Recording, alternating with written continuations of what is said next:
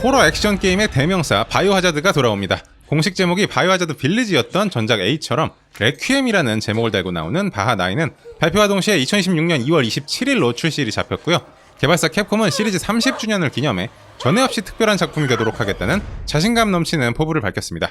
리메이크가 아닌 완전 새롭게 나오는 신작이라 스토리면 스토리, 플레이면 플레이, 이번엔 어떻게 뽑힐지 궁금증이 뭉게뭉게 피어오르는데요. 그래서 준비했습니다. 최초 공개 트레일러 분석에 더해 당시 현장에서 직접 체험 플레이한 사람들의 후기, 그리고 캡콤 스포트라이트 쇼케이스에서 개발자들 입을 통해 직접 들은 정보까지 싹 다 끌어 모아서 정리한 전격 프리뷰, 당장 진행시켜볼게요. 바이오하자드 레퀴엠의 주인공은 이 잿빛 단발머리의 젊은 여성 그레이스 애쉬크로프트입니다. 엑스파일의 스컬리 요원이 떠오르는 복장에 여러가지 사건 파일로 정신없이 어질러진 책상. 그렇습니다. 그레이스는 FBI 분석관인데요. 그러면서도 상사의 갑작스런 부름에 쩔쩔매는 내향적이고 겁 많은 성격의 주인공이죠. 그동안 질 발렌타인이나 클레어 레드필드, 에이다 원까지 여자 캐릭터들의 활약이 눈부셨던 바이오하자드지만 탁월한 피지컬을 뽐내는 강한 여성 이미지가 컸던 그 선배들이랑은 결이 완전히 다른 그레이스는 그동안 바하 시리즈에 없었던 유형의 주인공입니다. 연약한 여자 캐릭터가 칠흑 같은 어둠 속에서 겁을 내며 움츠리고 주저하는 움직임으로 끔찍한 괴물들을 상대하며 온갖 고생을 하게 되니까 플레이어한테도 그 공포심이 더욱 생생하게 전달되면서 그녀의 감정에 이입을 하게 되는 효과를 노렸다고 하는데요. 그래도 일단 기본적으로 FBI 소속인 만큼 총기 다루는 데는 꽤나 익숙하고 부족한 피지컬을 뇌지컬로 커버하는 캐릭터로 특유의 지혜와 추리력을 발휘해 활약하게 될 거라고 하고요. 또 바하7에서 에단 윈터스가 그랬던 것처럼 이야기가 진행되면서 그녀도 공포를 극복하고 성장해 나가는 모습을 기대해봐야겠습니다. 이쯤 되면 이런 듣보가 갑자기 어디서 튀어나온 건가 궁금해지기 마련인데, 이 그레이스 애쉬크로프트도 알고 보면 나름 근본 있는 캐릭터입니다. FBI 상사와의 대화를 듣다 보면 8년 전에 레무드 호텔에서 죽었다는 그녀의 엄마 얘기가 나오는데요. 그레이스의 기억으로 스쳐 지나가는 이 엄마는 다름 아닌 바이오하자드 아웃브레이크의 8주인공 중 한 명이었던 알리사 애쉬크로프트라는 것으로 확인이 됐습니다. 근데 이것도 좀 생뚱맞은 게 이 아웃브레이크라는 게임은 20년도 더 전에 나온 온라인 대응 게임이거든요. 웬만한 바하 고인물 아니면 기억도 못하는, 그러니까 스토리상 그동안 정사로 쳐주지도 않던 아주 애매한 포지션으로 묻혀있는 외전인데 이걸 끄잡아 올려서 심폐소생술 넣는 캡콤 너란 개발사. 바하 아웃브레이크에서 알리사는 라쿤프레스 소속 신문기자로 바이오하자드 세계관의 수많은 사건 중에서도 가장 임팩트가 컸던 1998년 라쿤시티 괴멸 사건, 즉 미국 정부가 좀비떼가 창궐한 라쿤시티를 봉쇄하고 기화폭탄을 떨궈서 도시를 송두리째 날려버린 그 사건을 직접 현장에서 취재한 캐릭터인데요. 바하9 트레일러를 보면 아웃브레이크 때의 홀몸이었던 알리사가 그레이스를 낳고 한참 뒤에 다른 사건에 휘말려 죽었다고 하니까 알리사가 라쿤시티에서 무사히 탈출한 엔딩이 정사로 편입이 됐다고 볼 수 있겠죠. 사실 이 알리사 떡밥은 이미 한번 나온 적이 있습니다. 바하7에서 발견하게 되는 한 신문 기사가 있는데 2016년에 베이커가 실종 사건을 보도한 기사고요. 맨 밑에 기자 이름이 바로 알리사 애쉬크로프트라는 점. 그러니까 1998년부터 2016년까지 기자로 활동하다가 그 후 살해당하고 8년이 흘렀다라는 각이 나오는데, 바하9에서 그레이스가 마주하게 될 진실이 엄마 알리사의 죽음과 또 어떤 관련이 있을지 스토리 파헤치는 재미가 아주 쏠쏠할 것 같네요. 살다 보니 여길 다시 가는 날이 오네요. 바하9에서 우리는 모든 일이 시작된 곳 문제의 라쿤시티로 돌아갑니다. 프로젝트 XX 발동으로 초대형 폭탄이 떨어진 자리엔 거대한 분화구의 흔적이 깊이 새겨져 있고 도시 전체가 건물의 형체만 남은 채 폐허가 된 모습인데요.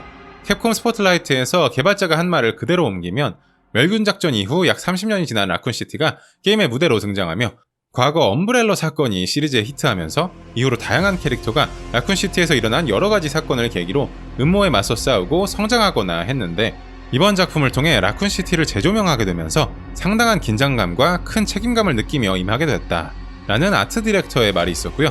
개발을 총지휘한 나카네시 코시 디렉터는 이번에 라쿤시티 사건에 관여했거나 혹은 사건에 휘말리면서 인생이 크게 변하거나 생명을 잃게 된 인물들이 많이 등장하는데, 레퀴엠은 말 그대로 그런 사람들을 위한 진원곡이다. 라쿤시티 사건과 엄브렐러를 계기로 태어난 시리즈에 한 끝매듭을 짓는다는 의미에서 레퀴엠이라는 타이틀을 붙였다 라고 제목의 의미와 함께 설명했습니다. 그만큼 시리즈 팬들한테는 추억 속의 라쿤시티의 모습이 어떻게 변했을지, 그리고 어떤 낯익은 캐릭터들과 그들의 흔적을 만나게 될지 일단 회수할 떡밥도 아주 풍성하게 쏟아질 것 같고, 다 끝났다고 생각했던 라쿤시티와 엄브렐러 사 이야기가 또 어떤 전환점을 맞게 될지 남다른 의미로 다가오네요. 이번 작품의 디렉터 나카니시 코시는 바하 7이랑 레벌레이션스의 디렉터로 5, 6로 망해가던 바하 시리즈에 새로운 방향을 제시한 바 있죠. 그는 이번 9 레퀴엠에서 중독성 있는 공포를 조성하는데 모든 초점을 맞췄다고 밝혔습니다. 개발 초기 단계에는 온라인 바하, 오픈월드 바하 같은 여러가지 다른 아이디어도 실험해봤지만 결국엔 그런 건 팬들이 원하는 바하가 아니란 결론에 다다랐고 원점으로 돌아와서 싱글플레이 체험에 집중했다고 하고요. 바하 7 만들 때 오직 공포 하나만 생각한 접근 방식으로 전작들과 확실히 차별화된 강렬한 임팩트를 남겼는데 그 후 그가 맞지 않은 8이나 4 리메이크가 다시 액션 게임 플레이로 무게중심을 좀 옮겨갔다면 이번엔 다시 바하 7 때처럼 공포에 몰빵하고 거기서 한 발짝 더 나아가길 원했다는 소감을 밝혔는데요. 아무리 무서워도 이 다음에 뭐가 나올지 보고 싶어서 중간에 그만둘 수 없는 중독성 있는 공포를 예고했습니다. 죽더라도 이렇게 했으면 어떻게 됐을까? 다음엔 좀 다르게 해봐야겠다 하는 생각이 들고 그리고 마침내 공포를 넘어섬으로써 드는 큰 성취감 그런 중독성이야말로 바하 레퀴엠이 목표로 한 개발 철학이라고 하는데요. 서머게임 페스트에서 시연된 체험판은 한 의료센터 건물에서 거꾸로 매달린 채 눈을 뜬 그레이스가 나갈 길을 찾는 구간을 다루고 있는데 라이터 빛에 기대서 칠흑 같은 어둠 속을 뚫고 가다 보면 바이오하자드 1 리메이크의 리사 트레버 느낌 나는데 훨씬 길쭉하게 거대한 괴물이 쫓아온다고 해요. 타이런트나 네메시스, 바하 8의 거인여 포지션으로 공개된 영상에선 살짝 스쳐 지나간 게 다지만 벽을 타고 오르거나 갑자기 천장에서 튀어나오거나 하면서 훨씬 살벌한 존재감을 뿜는 캐릭터라는 제보가 있었습니다. 이제 바하 신작 나온다고 하면 제일 먼저 확인하게 되는 게 그래서 이번엔 1인칭이야 3인칭이야 하는 문제인데요. 원래 바하 하면 3인칭이 원조긴 하지만 7, 8 둘 다 1인칭으로 게임이 잘 되기도 해서 사람마다 호불호가 많이 갈리는 부분이죠. 근데 이게 웬일입니까? 캡콤이 이 문제를 깔끔하게 해결해줬습니다. 바하 9은 1인칭, 3인칭 두 가지 시점을 자유롭게 오가며 플레이할 수 있는 게임이고요. 1인칭 시점의 장점은 역시 몰입도, 눈앞에 공포를 마주한 긴장감과 현장감이 특징이고 3인칭 시점은 캐릭터의 움직임을 잘 보면서 매끄러운 액션이 가능하다는 장점이 있는데요.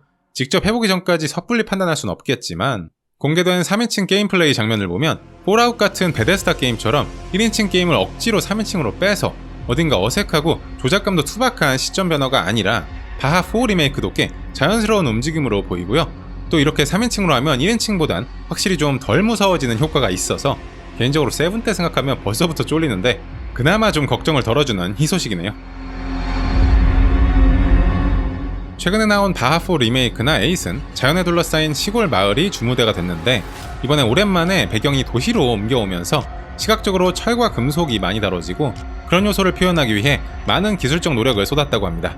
폐허가 된 라쿤시티 같은 경우엔 필름 누아르처럼 톤 다운된 색감에다가 지형지물의 금속 텍스처, 반사 효과를 결합해서 메탈 누아르라는 비주얼 컨셉을 완성시켰다고 하고요. 한편 인물 그래픽도 한 단계 더 발전된 모습이 엿보입니다. 그레이스 눈의 움직임, 표정, 땀에 젖은 피부, 붉어진 뺨 이런 요소들을 아주 현실적으로 담아냈고 머리카락 표현에도 남다른 정성을 들였다고 해요.